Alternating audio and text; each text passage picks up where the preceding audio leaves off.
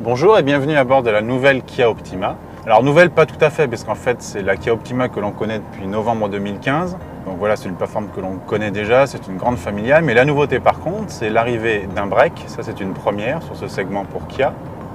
Et surtout l'arrivée d'une version hybride de la berline, voiture dans laquelle nous sommes actuellement. Alors cet hybride, c'est un système assez classique, un moteur thermique, un 4 cylindres 2 litres essence, accouplé à un moteur électrique, le tout pour une puissance totale de 204 chevaux, accouplé à une boîte automatique à 6 rapports.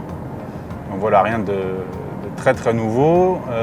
Ce qui est original et ce qui est plutôt très intéressant dans l'histoire, c'est que c'est une version plug-in, c'est-à-dire qu'on peut la brancher sur le secteur ou sur une prise dédiée pour pouvoir recharger les batteries plus rapidement. Pour le reste, c'est une grande berline, donc on a beaucoup de place derrière.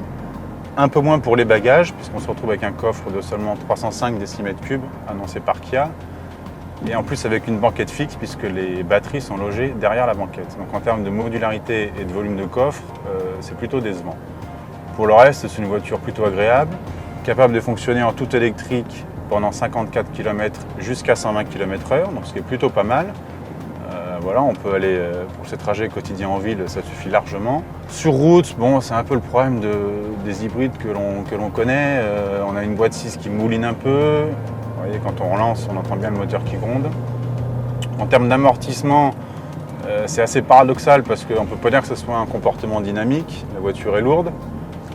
Et en revanche, on ne peut pas dire non plus que ce soit un modèle de confort parce que les suspensions sont assez fermes, on a pas mal de trépidation. Donc c'est plutôt bien pour l'autoroute.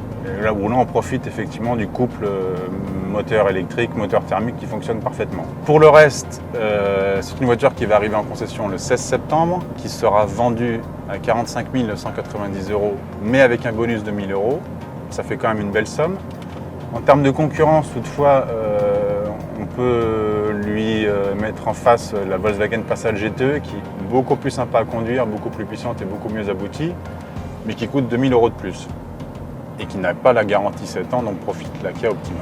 Kia espère que ça va développer les ventes de sa berline familiale qui végétait un peu jusqu'à présent.